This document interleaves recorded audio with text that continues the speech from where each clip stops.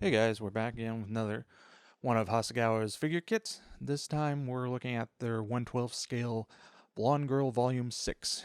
Let's open her on up and take a look.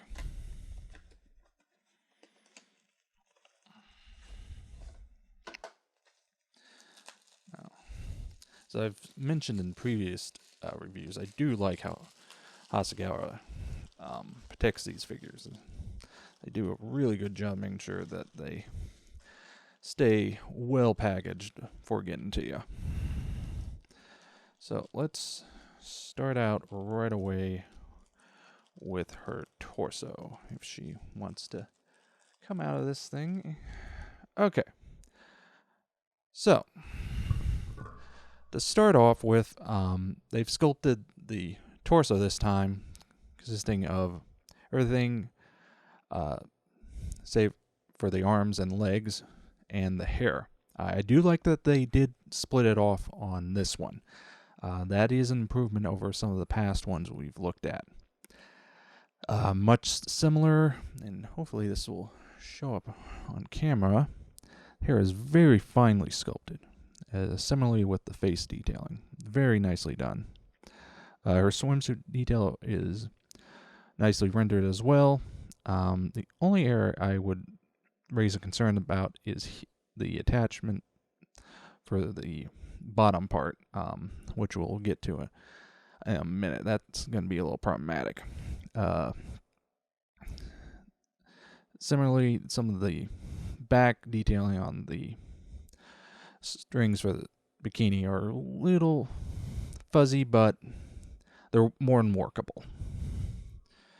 One area I did find, however, that was really not great was here on the strings for the bikini, or excuse me, the ribbons.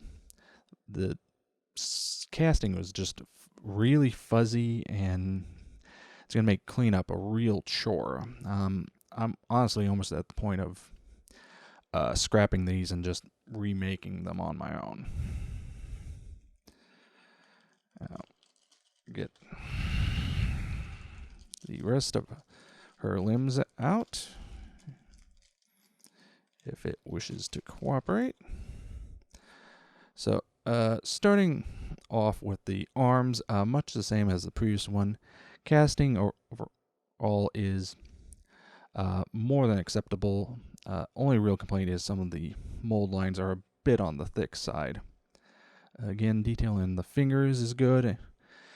And as I mentioned, they split the hair up now into two separate pieces, a for the small bit that's on the head.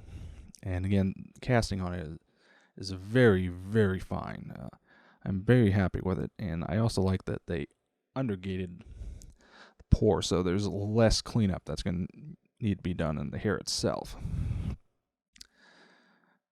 Now, for some strange reason, they decided to mold the strings for the bottom bikini onto the legs. And if we just do a quick little dry fit, as you can see, it's not that great. This is probably the weakest part of this kit. And similarly, the fit is okay, but it could be better. You're probably going to still need to do a little puttying and clean up on that joint. Aside from that, too, much like the fingers, the casting in the toes is very good, but again, you do have some pretty significant mold lines that are going to need some cleaning up. So, moving on to instructions. Again, it's pretty straightforward and simple. One thing I would recommend is attaching the hair parts together first and then putting them on the head. I think that would be a little easier to manage. The only major issue you might have, since the hands sort of interconnect top of the head, you're going to want to make sure you attach the hair first before you try and get the arms on, because once you put the arms on, you're pretty much locked in. You're not going to be able to get that hair piece on. Oh, give me a second to put everyone back in their bag, and I will give my closing thoughts on this particular Hasegawa figure.